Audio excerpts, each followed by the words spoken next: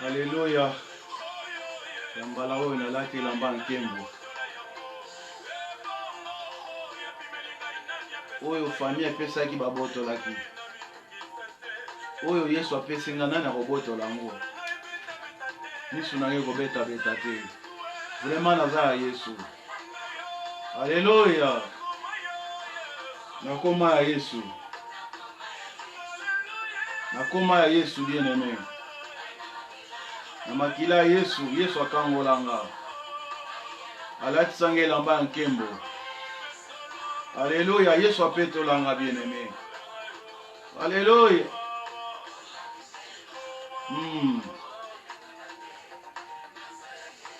Naza ya Yesu.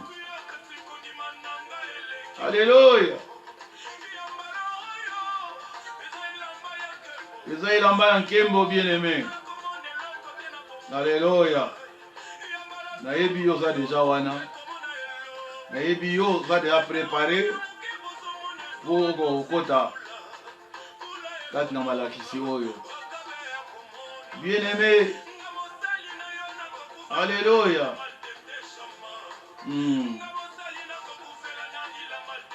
Alléluia. Nalingi komona ba barbare babongola maloba na bango ya. Alléluia. Nakolenga te. Alléluia. Alléluia. Nakoma ya Nzambe. Nakoma ya Nzambe. Alléluia.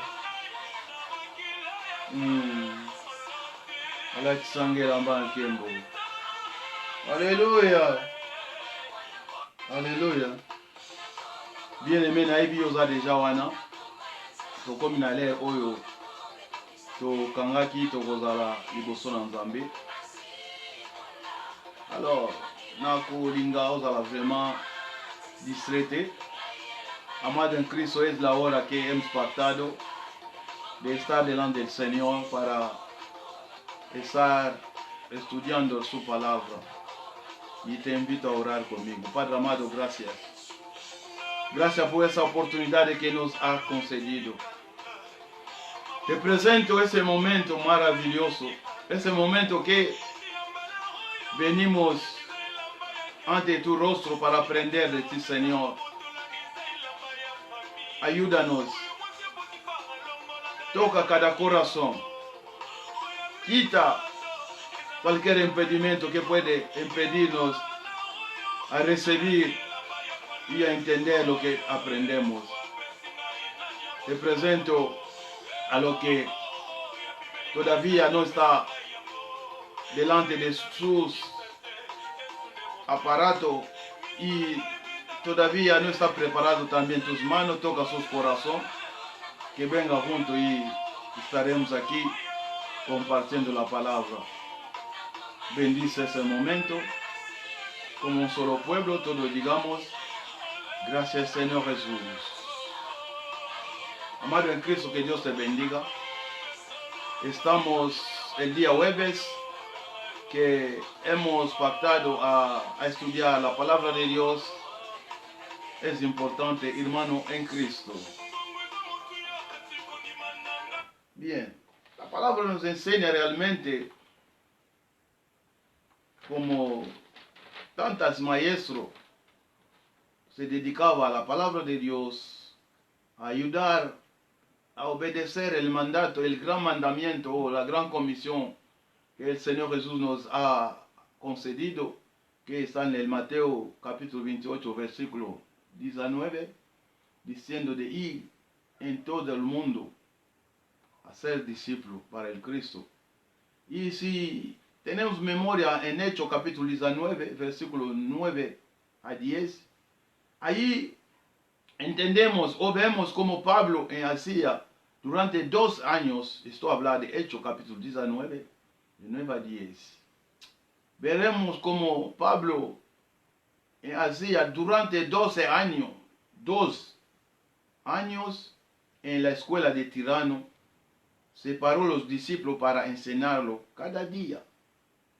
Bien aimé Nazoloba, tout le monde en Acte chapitre 19, verset 9 à 10. Nénin Paul na Asie, pendant 2 ans, na école, il y a tyrannis. Dans la Bible, école, il y a tyrannis. Tout le monde dans la Bible, école, il y a tyrannis. Kabolaki ba yekoli poete aye kusaba bango mukolo na mukolo banga mukolo na mukolo. Es importante aprender. Hoy en día solo queremos cuando escuchamos un versículo lo conocemos. No, la palabra de Dios es diferente.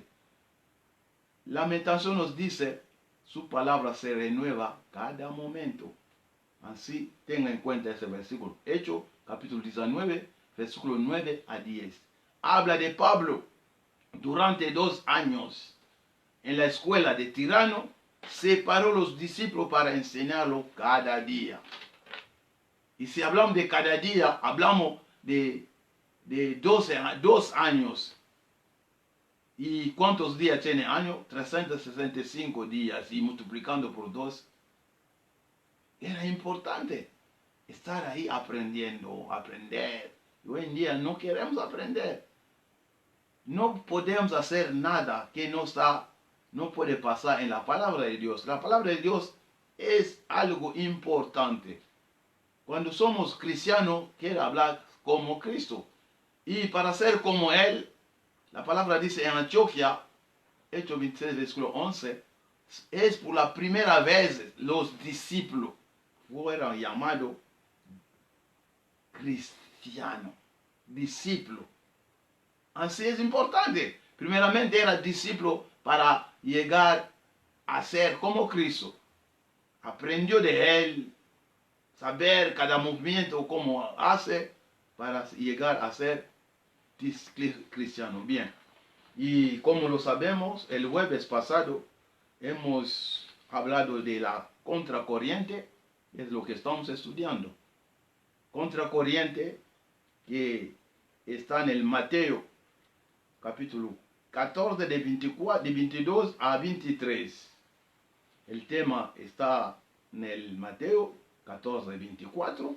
Hablar de contracorriente o en los franceses de contracourant. Mar agitado. Y hemos dicho que la enseñanza es importante. Dando el versículo de Salomos, capítulo 18, versículo 34. Hablamos realmente cómo David estaba diciendo que el Señor es Él que lo ayuda o lo adiestra para saber a pelear o a combatir. Bien, hemos hablado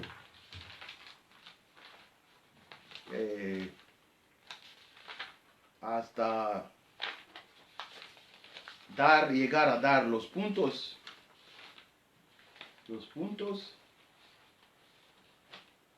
Bien, hemos dado realmente el primer punto donde hemos parado, que hemos hablado de saber estar solo con tu Dios o la intimidad.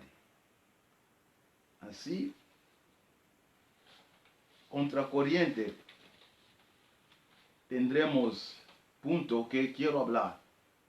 Quizá no lo termino hoy, pero el primer punto lo hemos hablado, que es saber estar solo con tu Dios.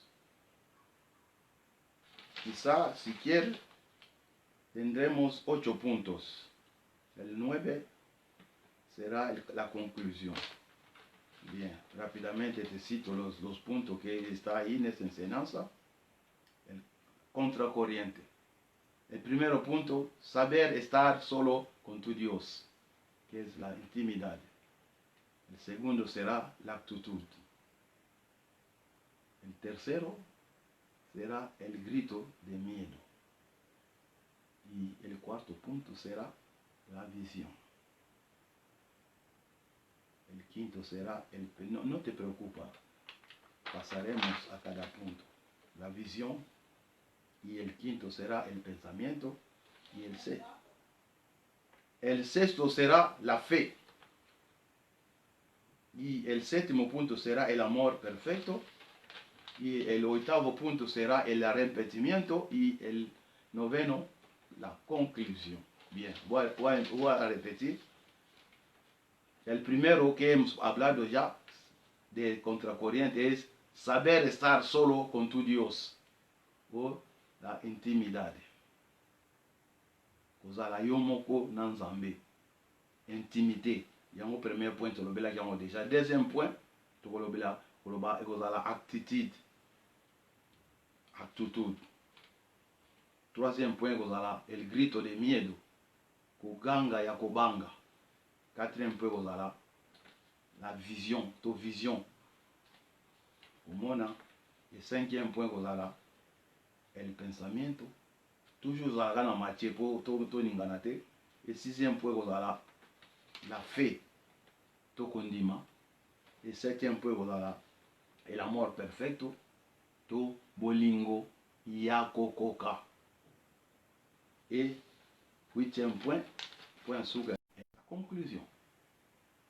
No te preocupes, estaré siguiendo cada punto, o le voy a poner en internet cuando terminamos como hay en los 9 puntos que hablaremos. Bien. Hemos hablado de saber estar solo con tu Dios, donde hemos dado en el Mateo 14, versículo 24.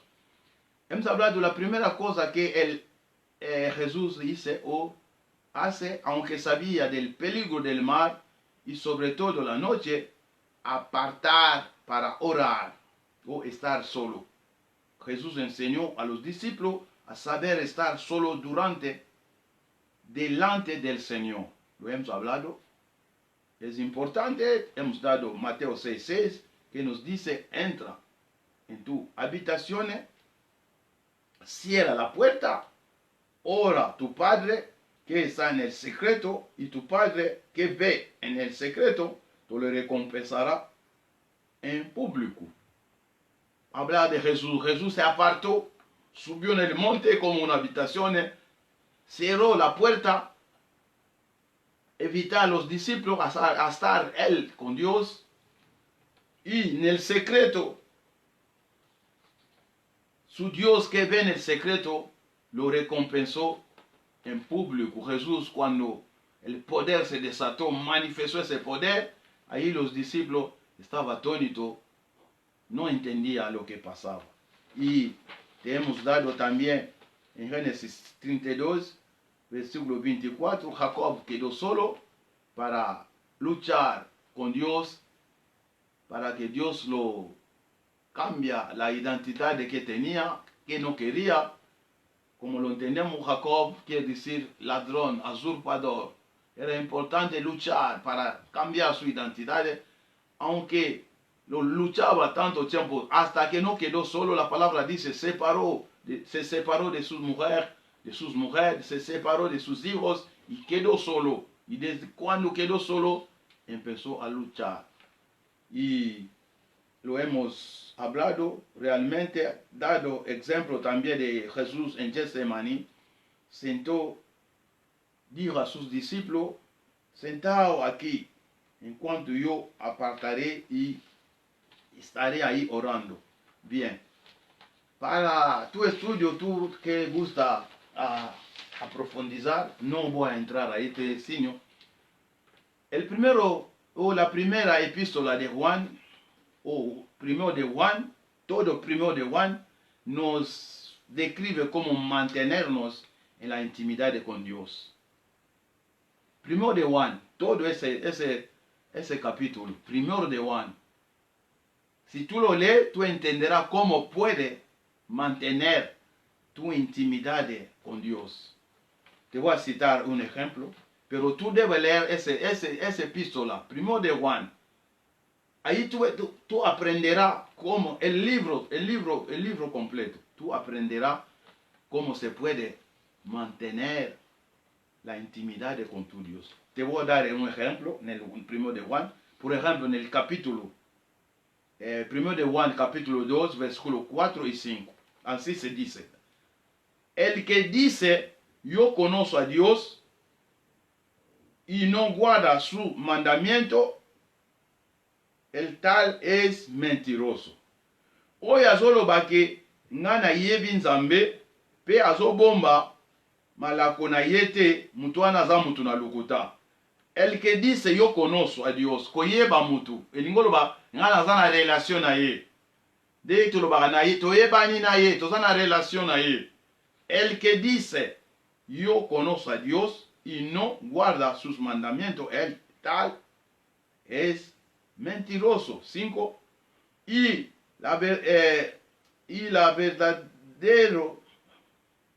el verdadero está en él y la verdad no está en él. 4.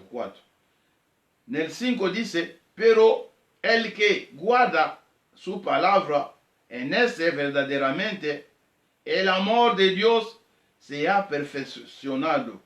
Por eso sabemos que estamos en él.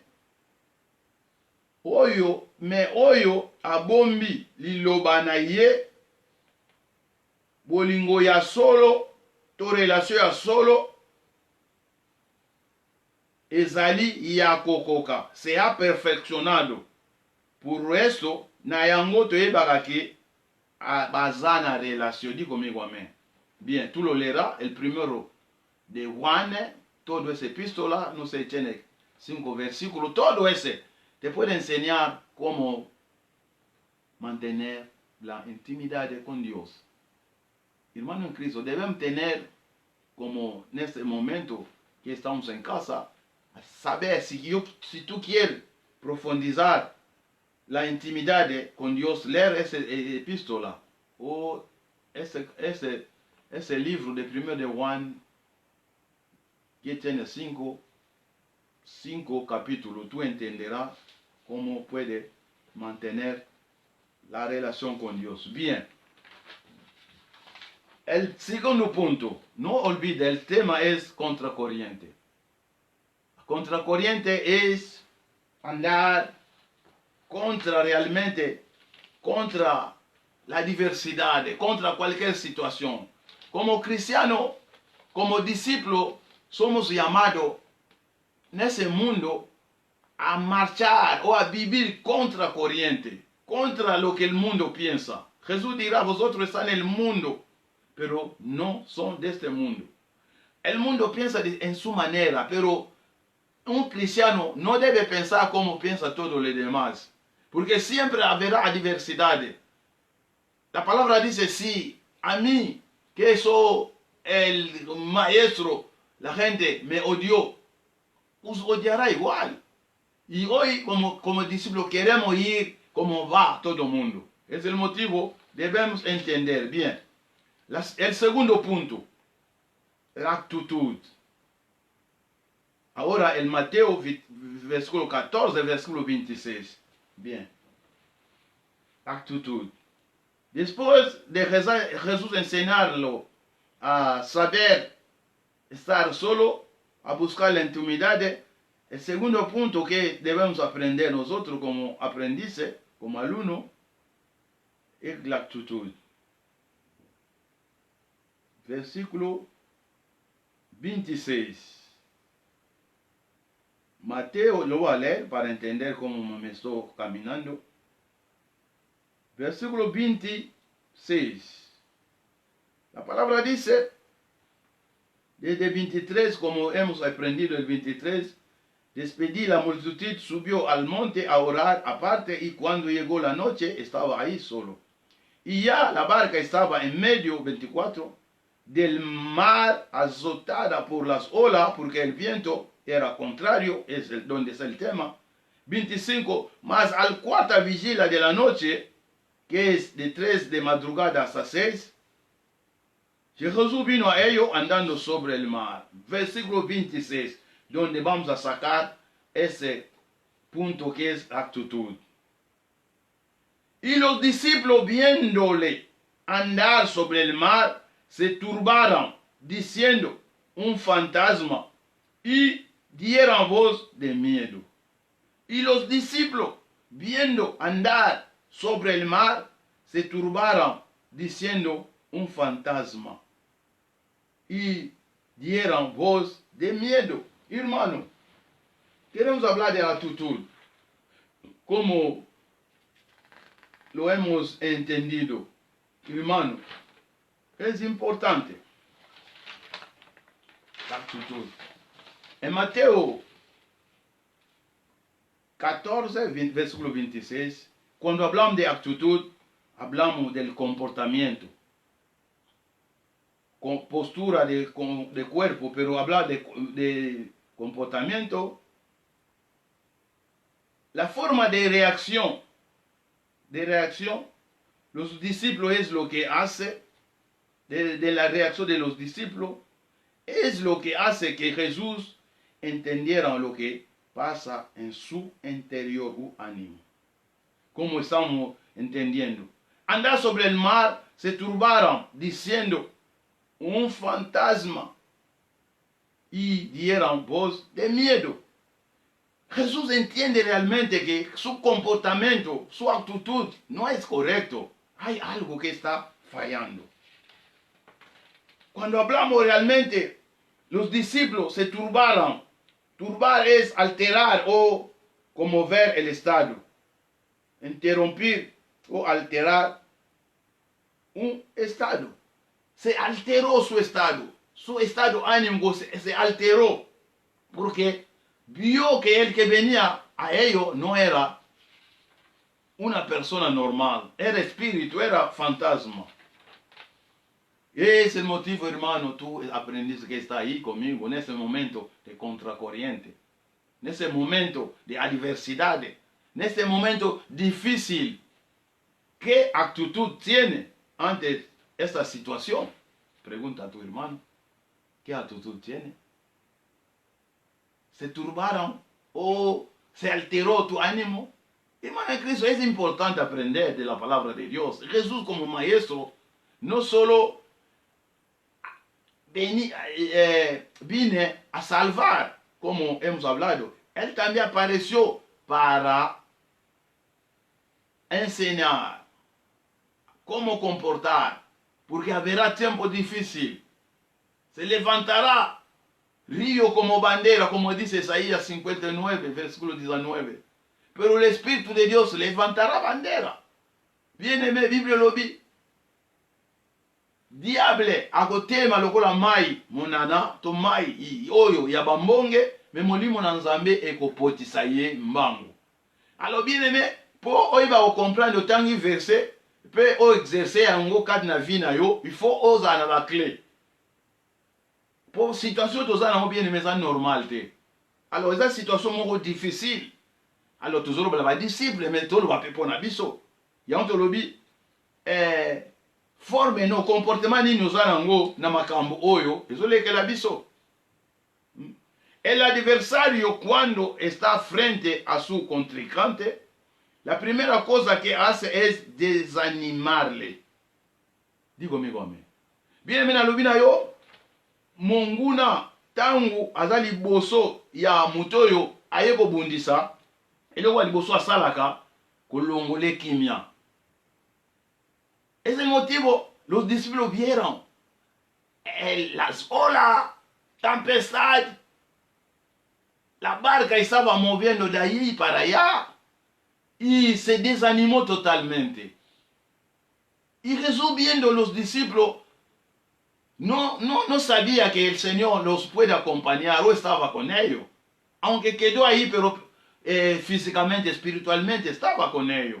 Aún todavía en aquel momento no entendía las cosas espirituales, pero yo creo que tú eres espiritual, porque tú entiendes realmente la diferencia entre lo natural y lo sobrenatural.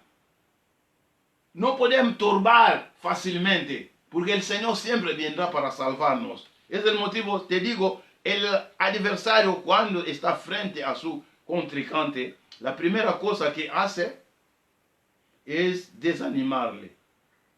La primera cosa de Goliat a Israel era desalentarlo o quitarle el ánimo de pelear. 1 de Samuel capítulo 17, versículo 10 a 11.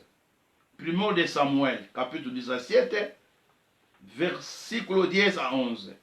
Na bien eloko liboso oyo Goliath asalaki avant babunda na Israël, adesanimaki bango, adécourageaki bango.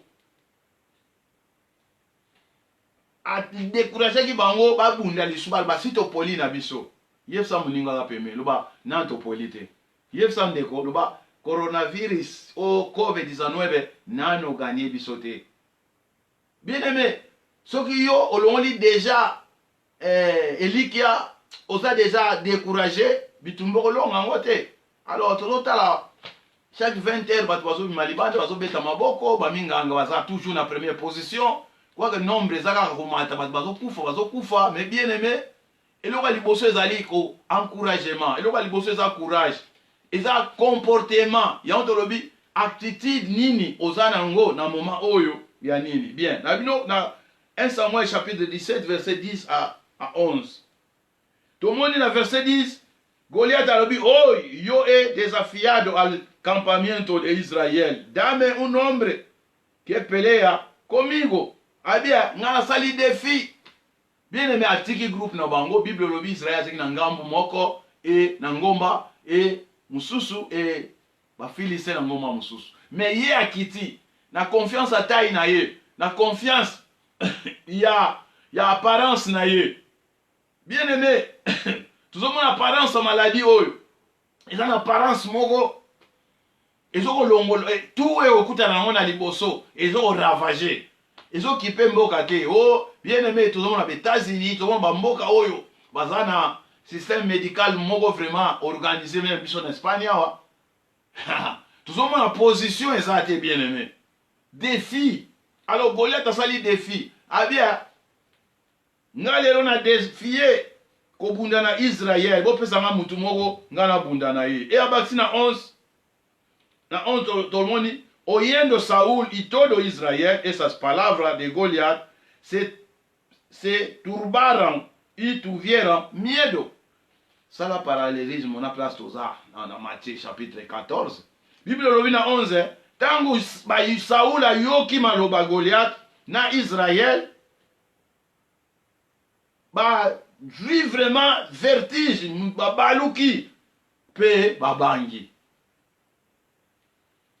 Bien aimé, on soloba comportement oyo zanango kad na situation oyo eza la comportement moko négatif te la positif. So yo ozo belela Yesu faut na confiance que Jésus nazo belela akosunganga. Alors tant Jésus a bimelo na forme moko boye yo omona yo lobi te na moni diabulu. Bien aimé, ezaki diabulu te, ezaki Jésus za olanda bango. Alors comportement na bango, attitude na bango yango za kolakisa penda non baki na problème ndenge Israël, attitude à Israël ezaki ya kobanga. Alors na verset 26 il y a 1 Samuel 17, Bible lobi David azalaki te. David nakata comportement ne tozomona comment azalaki animé. Azotuna keara el hombre que vencieron a Goliath y quitaron ese desafío. Bien aimé, na tosuka wana puto tozo moya ko avancer. Abia ba osala nini na mutu oyo akolonga Goliath pe kolongola défi oyo. Bien aimé, Nzamba alingia olongola défi oyo. Oyo maladie epesi biso. Kolongola défi ezolo bateke obima na balabala. OK noko sala soki ba pesi ordre te. Oui, soki ba yibiso yo ozana droit que sala. Eza différent. So ba bino yo bima, eza différent. Mais kozana ndako lobi teke ozo sala eloko te. Bien aimé, na kati na yo, comportement na yo so lobi ke ngana onzambe na kolonga Goliath. Attitude oyo kozwa. Ya ngom dezolakisa ke ozo défier Goliath, ozo défier maladie oyo. Bien aimé na yebo ozo salango, tozo défier na ba prière na biso, tozo défier na comportement na biso chaque fois toza vraiment tozo perdre équilibre te. Alors bien aimé, eza eloko ya mutu ya inalingi vraiment comportement na yo ezala vraiment comportement ya mutu azolakisa ke ala moyekoli ya mutu ezolakisa mpena ke soki bango balobi ye pa lobi, ezolakisa ke kati na yo oza na kobanga te, ezolakisa ke kati na yo okolonga nde tolobaka atanga moko na ke liboso. Bien-aimé, Israël ezongaki nsima, Saul azongi nsima, Israël nyonso ezongi nsima, me David alobaki ete atanga moko nakolanda Yesu, atanga moko nakolanda Yesu, atanga moko nakolanda Yesu, onakozonga na nsima te. Bien-aimé, bayana ye batomboka babio tala orgueilleux oyo babengi orgueilleux, babosani kazaki na mafuta, loba naza na mafuta, loba nanga naza na mafuta. Bien-aimé, David alaki na mafuta, atako nana akomaki na ndako akimukonzi te, me mafuta wana eza kosala. Bien-aimé, molimo ya Nzambe eza kati no esala. Soki bato balobi ete tokosambela su te, yo zwa position. Attitude na yo bien-aimé eza attitude ya mosambeli. Bible elobi ete Nzambe azoluka basambeli ya solo, e basambeli ya solo bakosambela na molimo pe na solo. Nzambe azoluka les vrais adorateurs. Dios está buscando, en el Juan capítulo 4, buscando los verdaderos adoradores y los que lo adorarán en el espíritu en la verdad. Bien, basambeli ya solo. David a comprenaki alobi, est-ce que oyo ako longola défi oyo? Bien aimé, susa Nzambe eza tolongola défi. Tolongola défi oyo. Kolongola défi elingi oloba te ke obandi otambola na balabala te, kolongola défi eza position kozwa. Zwa position bien aimé ya mwana Nzambe, zwa position ya kobunda. Bien aimé, Bible elobi epesi biso bibundeli, epesi biso ba arme. Alors ba arme epesi biso na Ephésiens chapitre 6 à partir verset 10. Eza ba arme ya Nzambe. Arme Nzambe apesaka efwaraka te bien aimé. Yango tozomona Goliath ayebaki te ke David azalaki na babibundeli ya Nzambe. Ye azalaki na babibundeli na ye mokili ezosala, azalaki na bajavelo babiloko ebelebele oyo ekoko détruire, mais David azalaki kaka na lance. Alors Goliath abaki ete nakozwa yo mosuni na kopesa na bandeke, ozoya pa na nga omoni nga ndeke ya bia na kopesa mosuni. David pa binga na koboma na kombo na Yesu, loba na koboma yo, na ko détruire yo maladie au nom de Jésus, na ko détruire yo. Bible zo bana biso na Thessaloniciens lobi ete ennemi azala détruire kaka na mopepe, bakofula ye akobunga. Alors bien aimé, zwa attitude oyo ya bana Nzambe. Bien, to avancer na troisième point. Troisième point, tulobi el grito de miedo, cri ya kobanga. Troisième point, car na verset 24 place to utaki kotanga Bible na biso el grito de miedo. Na ebite yo grito nini ozo koganga na mikolo yo, prière ozo sa ya kolonga to prière mwelembi ya défaite. Bien, Matthieu chapitre 14 verset 26. Troisième point. Los discípulos viendo andar sobre el mar se turbaron diciendo, oh, es un fantasma. Y dieron voces de miedo, cri ya kobanga. Amado en Cristo, el grito, cuando hablamos de grito, hablamos de clamor, lamento, queja. Bien aimé, cri wane nga koloba ke,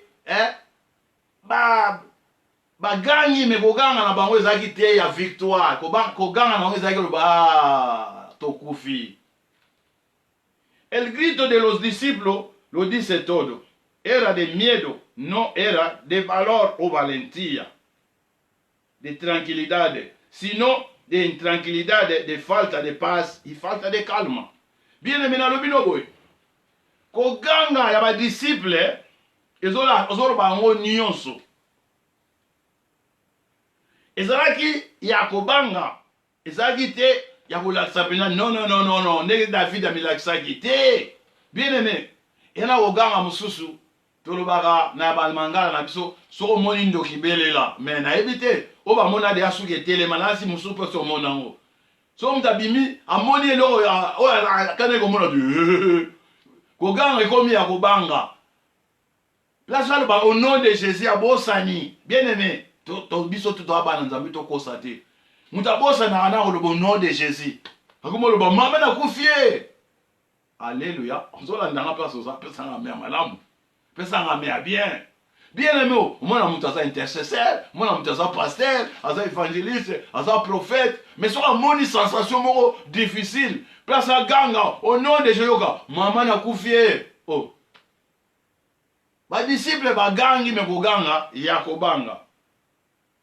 La oración es un clamor hacia nuestro Señor, pero el que clama sin convencimiento quizá puede no estar seguro de lo que dice. Na bien, prière, eza koganga place à nzambe na biso. Ne bilobi, benganga, na kolakso biloko na monate, Jérémie 33.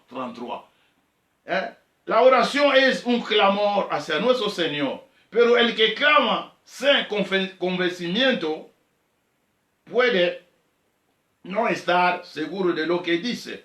Bien aimé, oyo azoganga, obi azosambela, sans azala sir na oyo azobondela, ekozala ke aza sirte na oyo ye azobondela. Bien, toke na Marc chapitre 11, verset 23-24. Bible na sobo, Marc. Toujours la grito de miedo. Marc chapitre 11, verset 23-24. 11, 23-24. Ainsi dice la palabra. Porque de cierto os digo, Marc 11, 23, porque de cierto os digo que cualquier que diré a este monte, quítate, échate al mar y no dude en su corazón, sino cree que será hecho lo que dice, lo que diga le será hecho. Por tanto os digo que todo el que pidiera orando cree que lo recibirá y os vendrá. Bien, mais on te le dit, tant d'azo bondela, aza sir na prière azo salate, prière na yoana exotica na effet mogote. Bien, on te le dit, boy. La oración sin duda es un clamor de victoria anticipada. Te le dit, libondeli oyo ozo sala sans douter, ezali ko ganga ya elonga avant mon victoire. Loba nanga men, pesanga men amunene, pesanga men amunene, tombola liboko, loba alléluia, alléluia, na zongeli.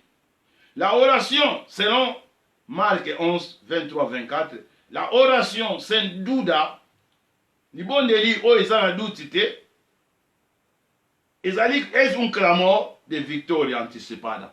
Ezako ganga ya victoire anticipée to avant mon elonga. Bien aimé, avant tout mon elonga ya makambo tozo senga bien aimé, tozo yango tozo ganga na koganga ya victoire.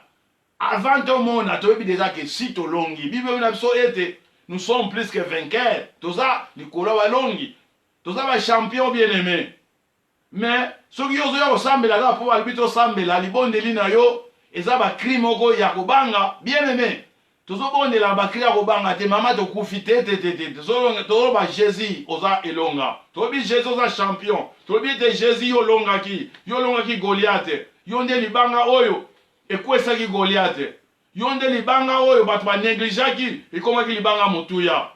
Tobi te yonde mutozaki rocher.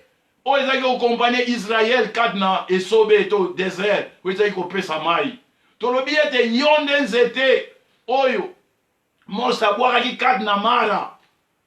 Mai ekomaki sukali. Yesu tobi vina biso ekomi bololo. Yango tozobelela yo. Kweya na ba vina biso vie koma sukali. Loba nga vie koma sukali. Yango na biso bien aimé.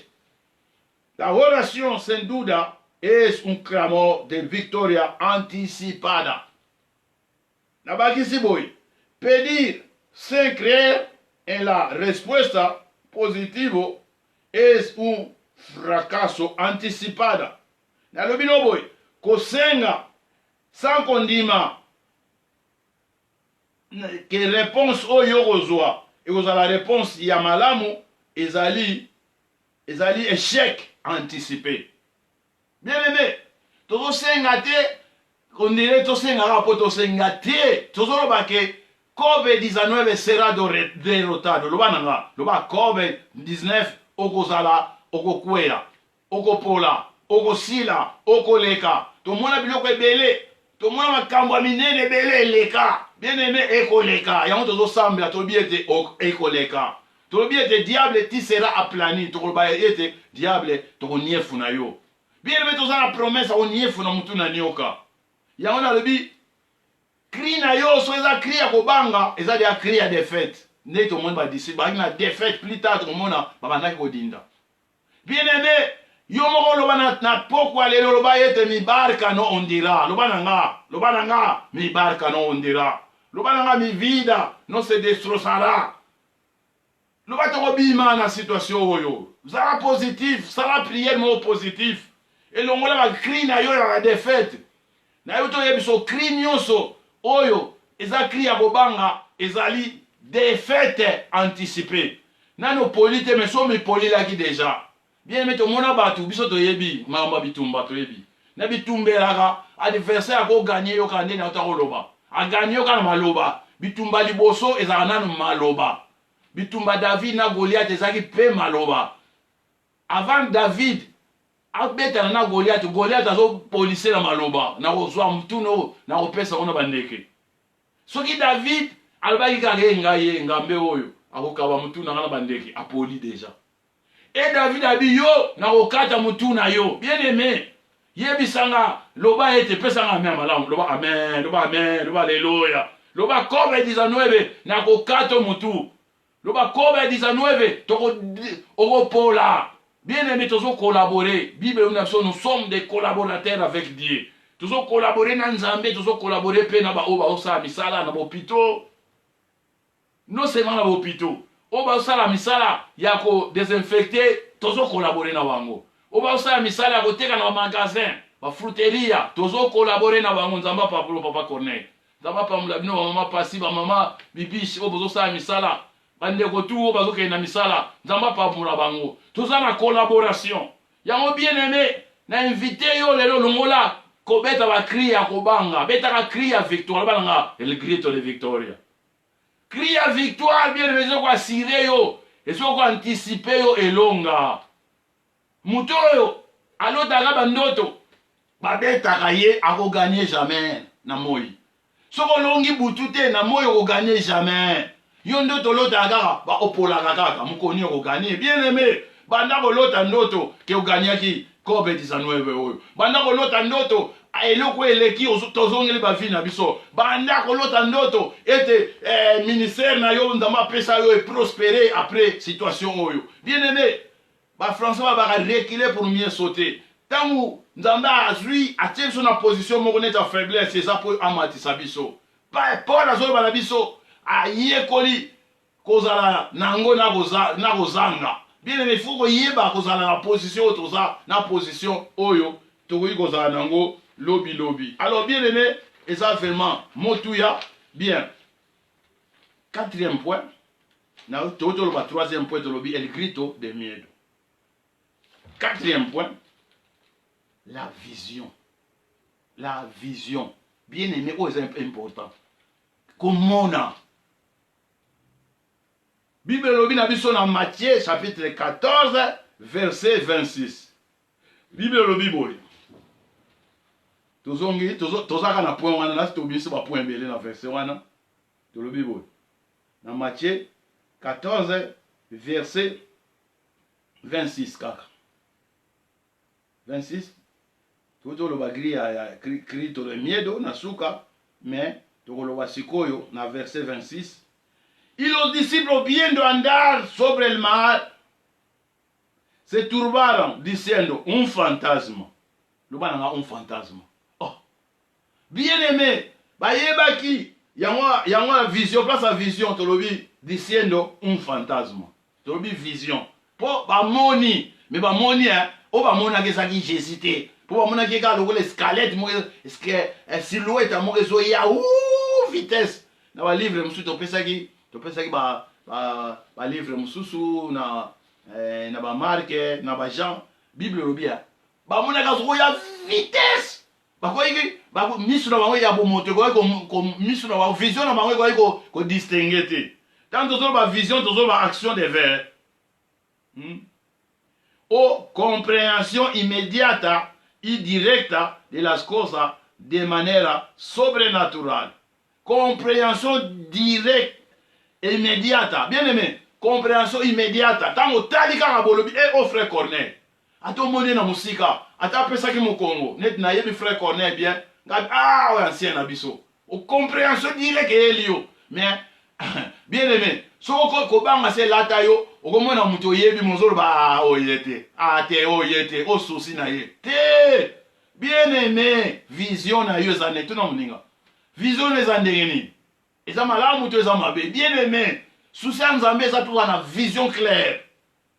Banga moni. Net batika ki Jésus atikali na ye. Bato pe ya suka. So tangi mateyo yo. Et Jésus akoki koyate. Alanda bango bien aimé. Tant sous yo pe oza lokola Philippe. Ozaka na Jésus chaque jour. Ata physiquement mais spirituellement osambela ozaka na Jésus. Mais on comprend na yete bien aimé. Philippe a tourné Jésus. A dit l'excès son papa et coquille. Oh Philippe. Dans Jean 14. Philippe, tanto tiempo estoy contigo.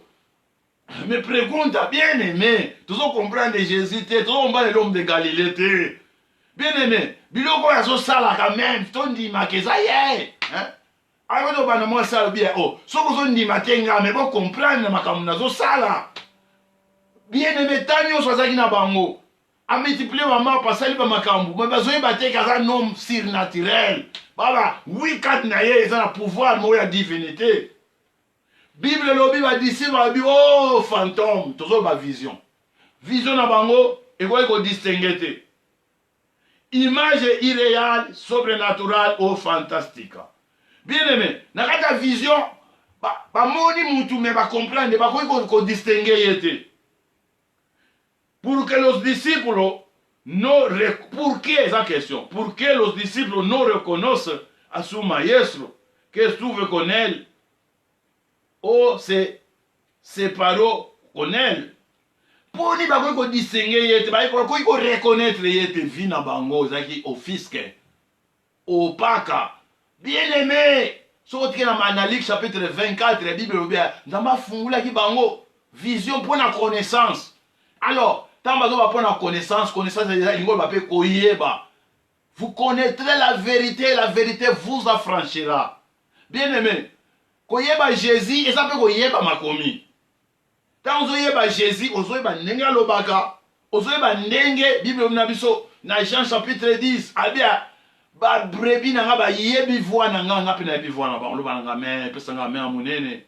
Bien aimé, nga kolo bate na yebi, Ser Bibiche na yebi papa Kennedy. So na yebi voix na bango te o. Mais nga fina ba ko distinguer voix ya papa Kennedy. Et na voix ya évangéliste Eli, na voix ya papa Seba. Na ko iko tala te. So bango ba moko lobi na bi wa lobi senten. Loba na ngame pesa ngame munene bien aimé. Yango koyeba za limité ka ateke na yebi yepo te. Koyeba muteza o yebi pe caractère na ye. Alors, monsieur tout le monde, sinon ba so ba umeli ba yeba na ba caractère, no ba jamisu. So mo ba la sidiki oya ye bien aimé, oya sidika o pas sidika. Mais il faut zalaka atie, moi sinon ga comprendre ka yo nengo sidika, mais yo bien aimé, yo comprendre ka nengo sidika. Non, o ye bien. Ya mo ni vision na yo, to lobi to ba vision otala. Faut na o total ka mo to ye bien te. Eloko na lo banele lote. Likamboyo, na l'exa lobby, na lobane lobby. C'est ça. Il y a un autre que na lobby pour que los discípulos no reconocen a su maestro que estuvo con él. Alors, dans nos hommes fantasma, toujours inexistente. Fantasma inexistente. Ou irréel. Bien aimé. Donc, bien, oyo yete. Ya tika la na ye déjà. Bien aimé. Tout ce que Jésus a dans le tango nyonso bisika nyonso, yeb sa moninga dans le tango nyonso bisika nyonso. Jésus ce qui danger se présenter bien aimé. A tous en Europe okuta maki na Congo, na zo sa ndeko mo na Congo. Na zo ndeko moko ko ya tiki bana na tala kia bande ko belé, ba tiki bana ba famille. Ba se retrouver na Congo. Nzambe aza ko exister partout bien aimé. Asude likambono na maboko. Jesús es real, el hombre, y a la vez es Dios. Bien aimé, Jésus aza réel, aza irréel, te aza réel. Atomoni atikalaki ayebaki déjà tozo bandaki ko développer ayebaki ke mère etomboka na butu danger moko ezali. Yango tobaki premier point akendaki ko se charger le bana akendaki ko se charger. Akendaki na intimité na papa. Abaki ete diversité za na liboso. Ayebaki ete ke bana oyo bakoza na danger. Kwa ke yazaki nzambe na komaki déjà mutu. Yango moni etango ye alukaki bato te po babarke ezalaki sute silaki déjà. Ekomaki butu. Abandi kotambola likolo ya mai bien aimé. Etango azoya na vitesse wana mopepe kuna bato babie biso tokufi. Bamona susu boye babie elima. Yebsanga yebsa moninga ba Jésus aza elima te. Jésus no est fantasme, est réel. Bien aimé, Jésus aza réel. Aza nzambe aza pe mutu, c'est le fils de l'homme. Aza pe fils de Dieu. Bien aimé aza mutu. Bah c'est perdre contrôle. Balobi non non non non non non. Oyo azoye la biso boye et eza normalité, eza likambo ya kokama. Jésus est réel. Aunque hoy esa en la diestra del Padre. Bien aimé, Jésus aza réel. Tanga baki na wana ozana bino. Alors, Bible lobia Jésus a koufi déjà.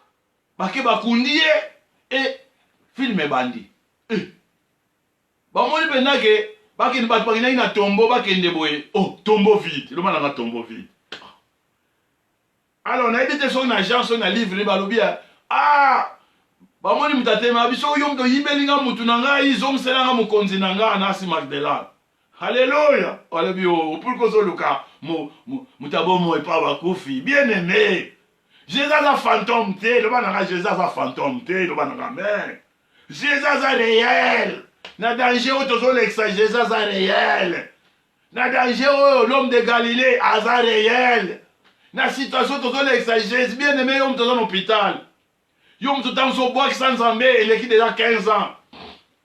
Au moins la place au koum sans zambé, mais la note à moi masanga bien aimé. N'a pas la note tika biloko salaka. Mais bien aimé, so peut s'arrêter à moi temps. Et dimanche, quand on va battre, il va pas signer ensemble la raté. Bien aimé, liwe za pona battre pas signer raté. Les autres mois va bazo kufa, ça va battre pas c'était.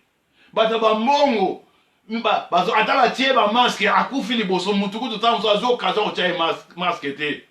Bien aimé, yepsan de ba no peme lo ba Jésus aza réel.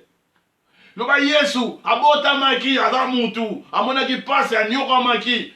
Na mapipi na ye yango biso tobikisa mais akomaki mutu po apesa biso accès ya kokota na cité ya grand roi. Jésus est réel aunque hoy está en la diestra del Padre. Ya una bina yo abimi bato wana balobi non non non abingai aboko no yebisa bandeko nanga ke na komona bango naza na bomoi. Première mission otomona ibasi bamemela ki bato. Alors bien aimé, Bible obi Jésus azo porte fermée mona bimeli bango. Palingi na kobanga. Brrr. Ha! Bani ko bazo bamsuba bali kanzela bakima. Balobi non non non non ezanga. Después de la résurrection, Jésus apareció a sus discípulos para quitarle la duda y darle veracidad que el que descendió es el mismo que subió. C'est-à-dire, après résurrection, Jésus a dit les disciples n'aient pas longola bango banga, puis après ça bango certitude, après ça bango véracité que oyo akitaki yepeka mutamataki. On a Jean chapitre 3 verset 13. El que descendió es el mismo que subió. Akitaki yamataki pe. Na Luc chapitre 24 36 à 40, Bible lobi Luc 24 36 à 40. Tant que Jésus a bimé dans ma bien, parce qu'on a dit non, naza esprit te. Naza esprit te ngai, naza mutu, eza ndenga, naza fantôme te. Alléluia. Zana tangeloango, na Luc chapitre 24, verset 36 à 40. Potam suyo, sozo yokinga, ozapena même na bulembu, yako tanga, yokoga, ko s'enrichir. Bien aimé, toujours qu'il ne peut pas être. Attends, toujours qu'il n'est pas immosos en attend. Dans le but de la Luc chapitre 24, à partir du verset 26 à 40. Mientras ellos hablaban de estas cosas, Jesús se puso en medio de ellos y le dijo paz a vosotros. 37, nous allons lire verset 24, chapitre 24, verset 37. Entonces, espantados y atemorizados, pensaban que veía espíritu. Bien aimé, bazaki na trouble, atemorisé. Abi non, bazo kansa bi oh, ils a fantôme. Alléluia. Bien aimé, yozo kansa nini na situation oyo. Soka yindelio, oyo to komono kansi ndeko noko ayiko fina yo tilelo, osaka na ba ide wana. Bien aimé. Biso tokoma bana nzambe. Verset 38. Pero él le dijo, ¿por qué estáis turbados? Y viene a vuestro corazón esos pensamientos. Abi pona nini, vous a troublé. Na makantina mnezo ya ide ke nga esprit. Naza fantôme te Paul, naza fantôme te Eli, naza fantôme te Corneille, naza fantôme te Kando, naza fantôme te Mama Odette, naza fantôme te Église Nzambe. Alléluia. Allez dit comigo amen. Bien-aimé, Jésus la fantôme te, Jésus yende wana. Alors, tant que on a pas surnaturel, il y a qui peut sauver mon kili. ¿Por qué está turbado y viene a vuestro corazón esos pensamientos? Tranefabimira mira mis manos, mis pies, que yo mismo soy palpable. Alubia, ngam naza okoko simba naza esprit. Y ve, porque un espíritu habita là, porque un espíritu no tiene carne ni hueso. Como veis que yo tengo, abinazar mi cuba. Bien aimé, zaki fantôme te. Ezalaki fantôme te zaki Jésus de Nazareth. Pesanga me amunene. Pesanga ame ya munene. 40 abi, diciendo eso, los mostró las manos y los pies. Bien aimé, comment on va wanate? Omona ba fantôme. Ti, ba oluka ba lakisa yo, makolo ba lakisa yo, babiloko ebele. Ba so babiloko ebele. Bien. Toqué na 5e point. 5e point de l'obi, pensamiento, el pensamiento, makanisi. Bien aimé, clé fandi na makanisi. Tant on a troublé. Pensez la l'obi, 5e point, el pensamiento, tota woloba. 4e point, vision. Bah lui, bah mon aki fantôme, mais na 5e point, toqué na Matthieu 20 et 14, verset 27. Toujours pour ça, toujours avancer. Dans Matthieu 4, plat aux alliés, pour te faire sa 5e point. 14, verset 27. Bible n'a pas fantôme, la 26, dire il faut des miens de se développer 27. Pero enseguida, Jesús le habló diciendo, tened ánimo, yo soy, no temas. Ah bien, boza na courage, esa ndengai, bobanga te, alléluia, naza fantôme te, Jésus azoba na mutu na moko na lelo, naza fantôme te, azoba na mutu makanisa mutu moko eza déjà troublé, ke ye eza nde ye, kobanga te, yango tolobi pensamiento, yango toko développer siko, el pensamiento. Enseguida Jesús le habló diciendo, tened ánimo, yo soy, no temas. El pensamiento. Bien, tú lo vivo. Tanto solo el pensamiento, tu otra idée, réflexion, pas intention mutu, makamwana nyonso, mutu, a comment qui penda troublé, va disciple, a comment qui troublé. Tened ánimo, yo soy, no temas. Jesús dijo a sus discípulos, a evitar turbar sus pensamientos o corazón. Jean chapitre 14, verset 1. Pour quitter ta bien. Abia, makanisi na bino etroublé te. O mitema na bino totanga yango po biso lem so tozaka batangi te. Totanga katanga yango metolingi toujours tozana étude biblique. Atake tokumbela wana te po to aider ndeko moko to ndeko mususu. No se turbe vuestro corazón. Cree en Dios y cree también en mí. No se turbe vuestro corazón. Abia, mitema na bino mitungisama te. Mitema ningolo ba makanisi pe, bien aimé.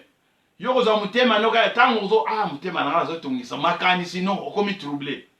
Bien aimé. Jesús dijo a sus discípulos de evitar turbar sus pensamientos corazón. Ellos deberían creer en Dios y creer también en Él. Cualquier pensamiento perturbador tendrá dificultad de creer que Jesús es el yo soy. Morirá ignorante en su pensamiento. No, Biblia. Ellos deberían creer en Dios y creer también en Él. Jean 14, 1 suka. Bango, bandi melanzambe, bandi melape Yesu Kristo. Bible obi Jésus yaki po a manifester tata. Yo son di melatato monate, son di meli Christ to so mona. Ya omoni azalaki wana ainsi tout. Po ako motiver bango bandi melama mtu azosala. Cualquier pensamiento perturbado, pensée nyonso eza troublé. Ou bien mutema, makanisi nyonso, pensée nyonso eza troublé. Tendra dificuldade de creer que Jesús es el yo soy. Egoye ba gondi mateke yango bi yo soy. Makanisi noko bi ntusa te ngai. Imagine toi dans Jean chapitre 8 verset 24. Bible lobia. Jésus a dit, si vos autres non créent que yo soy, morirez con votre pecado. Bien aimé, tout ça la gare, tout le monde est là, tout ça toujours fantôme. Te, ce qu'on n'a pas nganga, yem ta bano compagnie. Ce qu'on aux en alliance, na monde à ténèbres. Bien aimé, le ban na cordon ombilical bakata déjà. Bakata. Ba lien familial sito kata, coutume na biso. Donc na habité frère Paul, coutume na bino ba yombe, na habité ndeko mususu coutume na bino banani. Bien aimé, bakata déjà. Mais lelo yo, na coutume na yo so monika mupe ba be haute na moni elima. Te! Pour mitungisa te bon ni makezanga.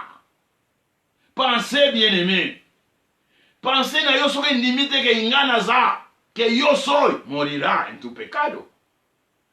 Ignorance bomaka.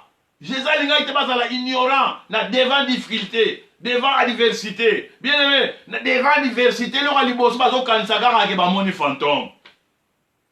Bien aimé, devant situation oyo kansate o moni diaboluté, o moni esprité, Jésus de Nazareth, aza ko accompagner yo. Ako bimelo na forme ya lingi. Bible lobi ami moni saki lokola nzete o ekweki kat na mala. Ma ekomaki sukali. Bible lobi akomaki mana ekitaki na lola po batu balia lobana ngame pesa ngame munene. Bible lobi azalaki libanga oyo bimisaki mai adelantaki Saint-Esprit kat na désert bien aimé. Apesa bango goût et tolobaki tangu kaka diable amoni ke batu bagute lipe uti na lola batu bagute mai oyo ebimaki na rocher et amaleka telemaki. Bien aimé, c'est ça, confusion à Mukili. Yamona albina yoke, c'est rassurer que yo soy. Pensez-nous mitungisate, pensez-nous à bien contrôler, pensez-nous vanda. Na vision na yo nanu, vision na yo yango détruire pensée na yo. Tant que yo mona fantôme, pensez-nous ils en débandade. Bien aimé, quand la gâte yo mona agama kambo mabe, bien aimé. Banda koza positif au nom de Jésus. Même yozo landanga oza maladie, même yozo landanga situation est adverse. Au moment ba kosu au moment ba complication mais loba ete Jésus azananga longo. Yo soy. Comment na fantôme te pembeni na yo? Comment na coronavirus te na mupanzi no na gauche na yo? Ngaba nana bana ko yekola mamanzame na yekola. Mutu oyo pendant la journée alobi combat diable 20 fois, albi komba Yesu gamba la mogo azadinte. Bien aimé, to bana lobaka kombo yote, c'est l'ombre alobi a diversité nini, kombo nini angwe lingetanga ma likolo na yo. Lelo kombo ezotanga makaka corona 19. Non bien aimé. Tanga komba Jésus, tanga yango longola ba fantôme, tiko komona ba fantôme. Croix, Jésus a dit que yo soy. Jésus a dit c'est moi. Jésus a dit que soki on limite que zangai okufa na wa péché na yo. C'est important. C'est important, bien aimé. Et ça, vraiment, eloko yamutuya. Et la vida réelle, quand une personne avait un fantasme ou espíritu, lo que trae nel pensamiento es la perturbación o trastorno emocional. Bien trouble en français, na zongeli, na lingala. Ngabia, na vie réelle, to vie normale, ce qui mutu amoni elima, so mutu amoni elima, eloko liboso eyaka na makanisi na ye, trouble émotionnel, trastorno émotionnel. Bien aimé, il y a une perturbation, altération de l'ordre ou del desarrollo normal de algo. Altération, donc, mon boulot est contre l'ordre normal. Ah, pensez ne baluki. Pour la monnaie, ah, balubaso moni ndoki. Tu es biso de kolona kisasa. Oh, ba yebi cimetière kimbanseke. Na cimetière kimbanseke batu bazako bima. Ah, so onyati ka iloko lobi o na buto lobi ngai na kei. Pour ba ya osenga ona butu. Alléluia. Bien aimé, tu comme Nathan, oh, pensez na biso ici écoli. Trastorno de los facultades o capacidades física o mental. Il y a un autre perturbation. Aussi moi trouble, comme net liboma bien aimé. Es por este motivo Jesús intenta calmar a sus discípulos para que no se turbe sus corazones sus pensamientos. Eso va a quedar en Jean 14:1. Yango azo calme bangwa bi tika yete mitema na bino mitungisa Mateo. Yepsa ndeko. Mutema lobana ndeko. Lobana avec Karino. Mutema no mitungisa te makanisi no emitungisa te. Bien aimé Jésus a réel. Ayaki pa kangola yo nanga. Mais tant que tu boya na biso tant que tu finga ye. Tant que tu seka. Bien aimé loko nyonso ezoleka Jésus a contrôle la nyonso. Ayeba ki ete batambuli na mai. Ayeba ki ete mbonge ko salama. Pero enseguida ou inmediato ne izoba na biso tant que tu na 26 verset 27. Después de escuchar la reacción de los discípulos que su visión era opaca, de total la wana. Alléluia. Total la verset. Dans Jean verset, pardon, dans Matthieu verset 27.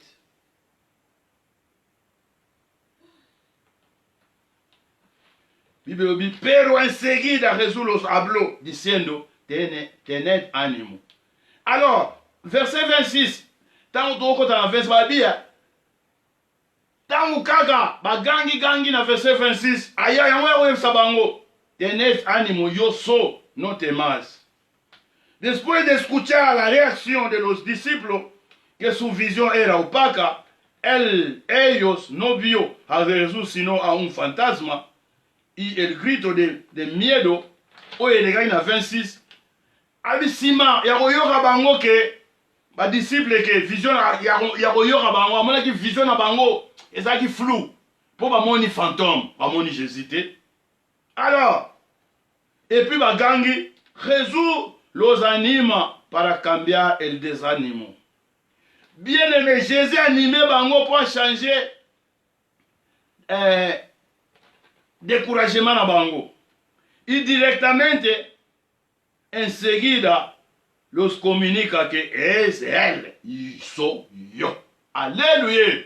Bien aimé, Jésus animé bango.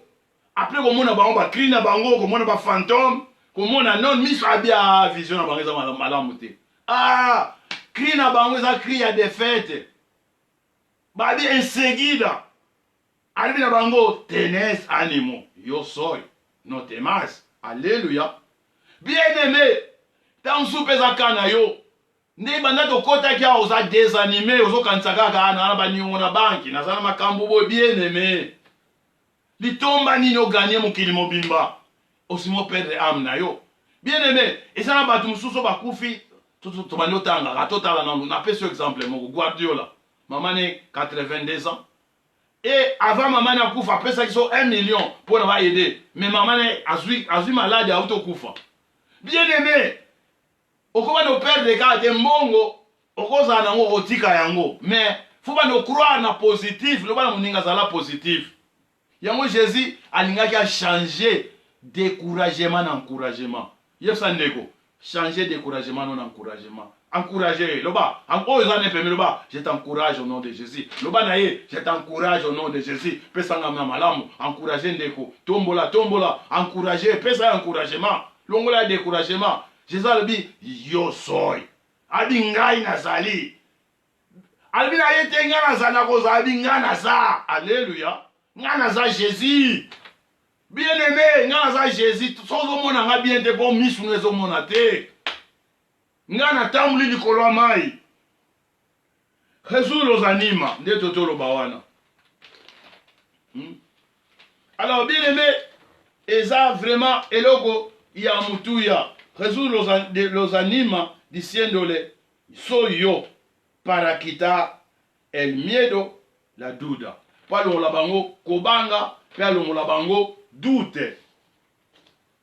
La estabilidad emocional es importante. Bien aimé, estabilité émotionnelle est vraiment important. Émotion no so est inestable. Okuma mutabe émotion ezaka likamuko comme émotionné. Mwana nzambe. Yefsa ndeko. La stabilité émotionnelle est importante. Yefsa. Stabilité émotion no fait à la stable. So moni kamba lo bandate okena ko ba amoni ndoki ba yefsa so moni ndoki belela. Vwe ko kende. Oh. Bien aimé, yoga o mona bandoki. Jésus le dit, c'est rassure-toi, c'est moi. Nga na tikala ki pona se charger. Na tikala ki po, na se équiper. Ya omoni, na zo tambula likolo ya situation. Ya omoni na zo tambula likolo ya problème. Ya omoni na zo tambula likolo ya corona 19. Pona se charger qui bien aimé. Gloire à Dieu. Na ba Josué nyonso, o ba na première ligne ya bataille. Gloire à Dieu na ba kambi nyonso, o ba zo luka comment ba goki kosala et gloire à Dieu na yo mwana nzambe oyo zoloba ete ke tikete bokonzi na yo ya Bible lobi to bondela ba disciples no tona Jésus comment to go prier Jésus a dit notre Père qui est aux cieux que ton règne vienne que ta volonté soit faite sur la terre comme au ciel bien aimé eza formule te eza libele kwa liboso faut to luka nzambe a régner faut to luka nzambe a régner. Sanctifie ton nom. Comme on a la sanctifier. Comme bien aimé. Comment Nzambe comment le rôle a joué. Moutounio soit n'go sa boli seki na ye. Batu basambe la gazo sa bien aimé to tika ne maseki. To tika ne maseki. Et biso do mo kwela ba piège abatu. To perdre stabilité émotionnelle na biso. To perdre rango. So ka eloko yé to memami na émotion. Lo que vemos lo que Jesús vio en ello es la inestabilidad o desequilibrio. Bien aimé, Jésus a monaki na bango nini, na ba disciple. A monaki na bango inestabilité, to déséquilibre. A monaki na bango équilibre te. A monaki na bango déséquilibre. Bien aimé, parce qu'il troublé. Oh, abimete la bateau. Bien aimé, pona kolbaka ate bango bisope. Na marche tozotambola na yebi te so tokomi niveau nini o mosika touti pene tokokende kotambola o Yesu nde lisungi o mosika touti pene tokokoma kotambola Yesu nde lisungi o molili makasi nzela na kokende mabakuna nzela Yesu yo nde lisungi. Haleluya. Eya butu tomoi Yesu nde lisungi. Onkosi abomo inanga eya nona mituna nanga yepsa ndeko Jésus ndaze ya nona mituna na yo. Bien aimé, tout l'équilibre mental, il y a des émotions bien aimées. Tobonne à chaque jour, soit dit comme Bimi Katolo Barate, oh fin du monde. Non, bien aimé. Bible no bien. Et vous avez surprise pour na bango. Bato molili, mais biso kwa ba fils ya jour. Et qu'on surprendre bisote maramoyo. Et attends kufi lelo, faut dans la cirque au sait quoi. Bible no bi. Les morts en Christ ressusciteront premièrement. Et bah y'a okuta na oba koza la vivance ma baronne toi. C'est ça to yekolaka. Mais bien aimé, souci na biso kaka, toza la kabo moite, lilo basuke za pana yote. Hein? Daniel, a na souci, ya ko décoder ma prophétie. Bible lobby Daniel. Calme-toi. Nous sommes dans Daniel Badous kuna. Abi Daniel, kende ko pe mato lala. Abi Nathan Souka et ko fungwama. Bien aimé. Tant dans l'Apocalypse, dans la révélation. Et oezaki serré, oezaki ko kangama yango et ko fungwana na Souka. C'est ça. Ce qui Daniel avec Niagara fort na fungula te bien aimé. Bible na biso les choses cachées et ça pour Nzambe et les choses révélées et ça pour na biso na bana na biso. Bien aimé, Nzambe révéler que l'on attend o ya lingi ko révéler yango. Alors bien aimé comme temps. Na on ligne tozo kende. Tout va nous reconnaître Jésus. Tout le monde a émotion, instabilité, tout le monde a une instabilité, auto-déséquilibre émotionnel. Jésus comme maestro est también un buen psychologue. Jésus a un maître, mais Jésus n'est pas un bon psychologue. Loba classe aux loba Jésus psychologue nanga. Yango bien aimé, lelo na tongwa, lelo na pokwa, lelo na moment oyo na bite rozotala nga soza na mboka nini. Jésus azaka maître tala kisayo mais azabe psychologue. Azabe psychologue, dans le psychologue, personne à qui se dédique professionnellement à la psychologie. Et psychologie l'ingoloba estudia área del conocimiento o estudia el comportamiento. Alléluia. Psychologie étudia le comportement. Il y a un autre développeur. Comportement la disciple, mais il y a yos que ça n'engeni. Attitude na autre autre lobela point mana. Jésus saka maître te alaksayo n'engeni bateyaka n'engeni tie bien aimé. Jésus a l'action tout. N'engoko fait comporter devant danger. Yep sandeko. Jésus a psychologue na yo. Azo l'action n'engeni ko se comporter devant danger. Mutema na yo et makanisino toza na penser. Makanisino emitungi samate. Ya on a dit Jésus aza psychologue na yo, aza ka maître na yo te alakisa yo ke aza tout. Aza tout. Aola so komo obunda. Aola so pe komo ko se comporter. Bien mais na kata bitumba comportement na yo eko chouese yo. Soki commanda ali ba beta minduki bibeti la te ko beta munduki obeti na sens contraire. Bien aimé, Isabilo Mogo émotionnellement, batumsu émotion na bango za kaka bru bru, soit moni likambu. Soit monika likambu bru bru bru, ameme on a mobulu. Alors y'a on le Jésus mi psychologue personnel. Dans Matthieu chapitre 28. À partir de 28. Comme en Lucas 22 31 a 34, Pedro es un buen ejemplo de estudio para que todos nosotros tengamos entendimiento. Bien aimé, tolobi Jesús mi psicólogo personal. Il y a un moment à partir, il y a 28, il y a verset 28, dans Matthieu Batosa, dans verset 28. Entonces, le respondió Pedro y dijo, Señor, si eres tú, manda que yo vaya a ti sobre las aguas. Bien aimé, tout le monde dit toujours Pierre. Il y a un autre exemple. Il y a Luc chapitre 22, 31, 34. Tu le verras au mingi là. Jésus a dit, Pierre, diable a réclamé, a troublé bino, tu as yungu la bino, mengana bonde lipona yo. Tangu yo, na trande, tangu yo, orozala. Vraiment na kondima koka yo poko bonde la pona batu mususu. Antolbi bien c'est exemple no ka Pierre wanga nité na Pierre nde eta image ya to tirer ba leçon belé. Ya on to lo ba awa to moni na 28 entonces Pierre abi si eres tout. Bien-aimé, psychologue Jésus a yebi. Alors na Pierre kaka, pourquoi Pierre? Et kuna na analyse to moni aboyaki neko yekola abaki non, ateki bomoto, ateki bonga. Oh ngala za Pierre, oh ngala za kando. O nga za boye, na lamusa bato ebele, na sala boye, na sambela pona mutu boye, c'est ça. Lelo, kibunzambe lelo, kaka nga na sala, nga na zongi sa boye, nga na sala boye. Bien aimé, ya on tout matin to koma na situation bato otuna, unzambe na bino za wapi? Po kivantale ko bimisa magorodo ya ko bimisa baliku nganzala. Bien aimé, tozala vraiment conscient que toza devant un psychologue. Oya contrôler le comportement na biso, yebsa ndeko ba changer comportement na yo. Yebsa ndeko changer comportement na yo. Emi yebsa yo moro ba nzambe changer comportement na nga. Changer comportement na nga. Et ça vraiment mutuya bien-aimé. Na usuki zaka na point. Et la réaction de Pedro, como siempre, podemos entender algo.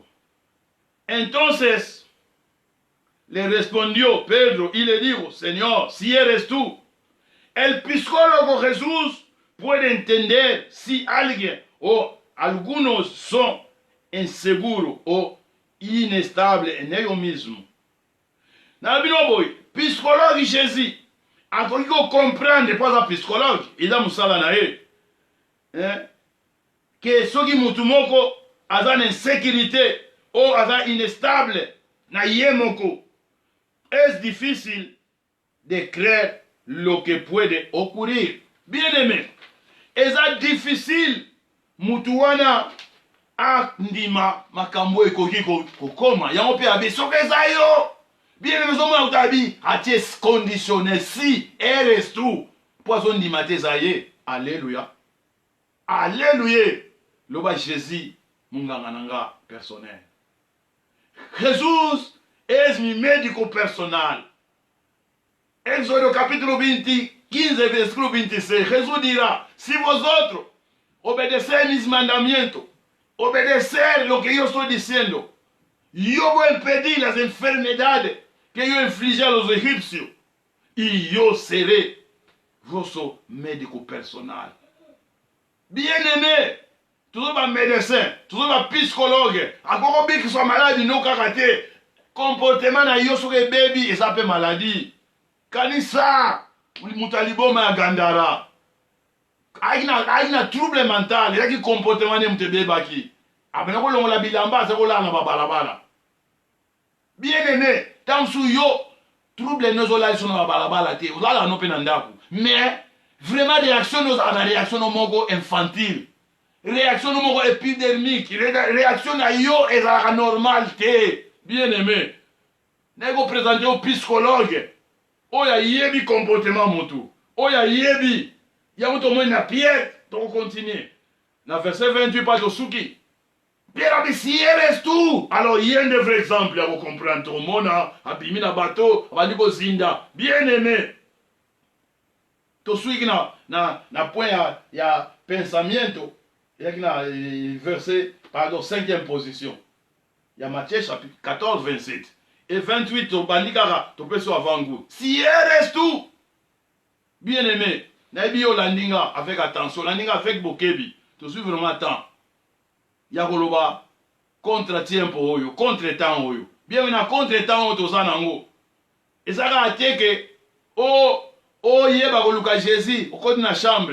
Mais attitude nini, oh, yo posa kanango bien-aimé, c'est important.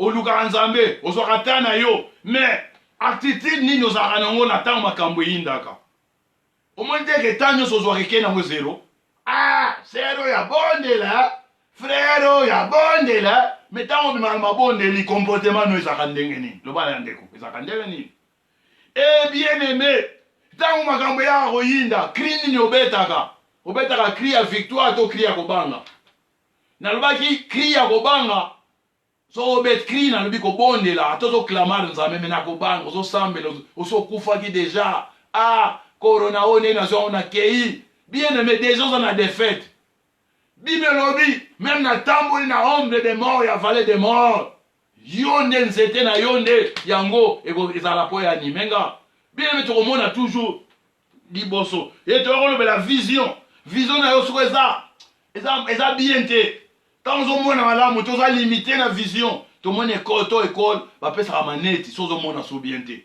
mais yo mpe disciple yo mpe mwana nzambe même yo moto oza mwana nzambe te so ozomona su clair te omonaka makambo tu compliqué ozomona kaka makambo te eza adverse ta mosu yo nde motu comportement na yo ozomemona adversité vision na yo et toyei kosukisa lelo toloba el pensamiento makanisi na yo soki ezaka toujours komitrouble komitungisa eza important omona psychologue yango na représente Jésus comme le psychologue le véritable psychologue oyo ayebi ba comportement bato et tomoni comment monaki comportement ba disciple bien aimé na invité to sambele longo pona lelo na bité j'ai dit to continuer na 3 points oyo tikali nango poto sukisa contre la corriente oyo zala vraiment moyekoli nena otako banda koloba na yo ete na Acte chapitre 19 verset 9 à 10 na Asie Paul azalaki azwaki ba disciple atcheki na lobi Acte chapitre 19 verset 9 à 10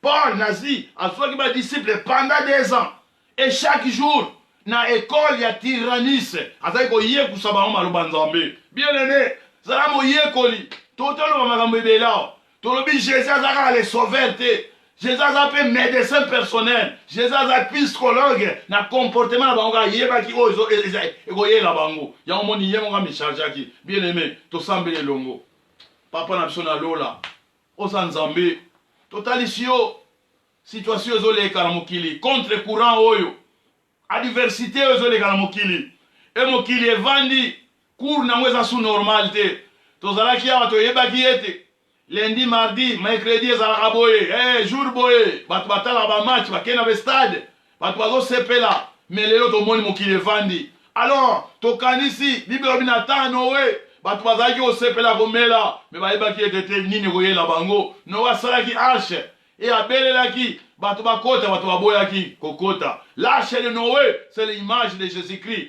Jésus-Christ azoganga lelo Jésus-Christ azoloba boye epai na nga oyo baza fatigué mpe oyo baza découragé me moto aboyi koya yango Jésus azoyebisa bato oyo elekaki na ntan Noé yango ezoleka na ntan lelo Jésus azobelela yo Jésus aza arche azokoinvite yo okota na kati na arche mpo ozala sauve bien aimé toyoti koloba toyoti kotombola ye nzambe na biso touche mitema na biso oyo toyoki maloba oyo oyo toyoki enseignement oyo tozala lokola baélève oyo na Asie minière bazalaki pendant 2 ans kokota na kati ekole ya Tyrannus mpo bayoka Paul mpo bayoka malakisa nzambe oui molimo na nzambe ayaka kososolisa biso mais eza mpe important toyeba tomoni maître comment chaque point chaque position ya badisciple aza koyeba eloko nini ezozanga na bango yekusa biso yo molakisi malamu changer comportement na biso yo psychologue sala biso bolamu natalisi oyo nyonso alandaki maloba oyo to etidi oyo ya contre courant oui tika ete nzambe contre courant oyo eyeli biso ezaka mpo na ntango oyo te mais vi nyonso eza réservé na contrariété vi nyonso ntango tobotama tolelaka mwa toyaka na monde ya pasi et tomonaka bato balobaka soki moto akufi pasi na esili ake kopema me biso toyebaka ke non toke kopema te mpo vi na biso ezodépendre na yo Hébreux chapitre 9 verset 27 elobi eza réservé na moto akufa mbala moko nsima jugement ekoya alors biso mpe toyebi ete ntango totikaka vi oyo tozozela vi mosusu oyo eza vie éternelle alors ntango tolobaka éternité eza divisé en deux eza éternité ya pasi na éternité ya malamu et gauche elobi na gauche ezalaki na bantaba bakendaki na éternité ya pasi et na droite ezalaki éternité ya malamu oui avant yo tinda mutu na gauche avant tinda mutu na droite oyekosaka nanu mutu e olobaka na mutu apona e yaya simba mitema na biso topona toujours tokei na droite tokei na éternité oyo ya malamu pambola élève nyonso ayekoli pambola mwana na nzambe nyonso oyo ayekoli eza te ke mpo azoyoka moto azoloba non biso nyonso toza baélève devant yo yesu yekusa biso totomboli nkombo na yo merci mpo na lelo totiki bandeko nyonso na maboko no natomboli loboko na nga lokola roulage na telemisi bakamion nyonso ya monde ya ténèbre na telemisi bafize nyonso na telemisi baauto blende nyonso na telemeli na telemisi bakala nyonso ya mission oyo ezokende komema bato ezodétruire bato meme na bopito meme na bandako na telemisi virus wana oyo ezotambola lolenge ange na yo atelemaki na Apocalypse chapitre 7 verset 3 atelemelaki mipepe oyo baza kopanza mipepe ya mabe mpona edétruire mokili enga mpe na parare yango au nom de Jésus po ete eza na bato ebele nanu bazwi kashe na yo te lolenge ange Apocalypse chapitre 7 verset 3 baki telema ti tango na kobeta kashe na baserviteur na nga nzambe permettre baserviteur na oyo ya yo bazwa kashe na yo oyo elingi oloba ete incompatibilité na kashe ya 666 oza malamu soit lokumu lokola moto moko biso nyonso totomboli mingongo na biso totomboli maboko na biso tolobi victoire au nom de Jésus ye tobeteli kolo maboko nzambe apambola biso merci merci merci amen.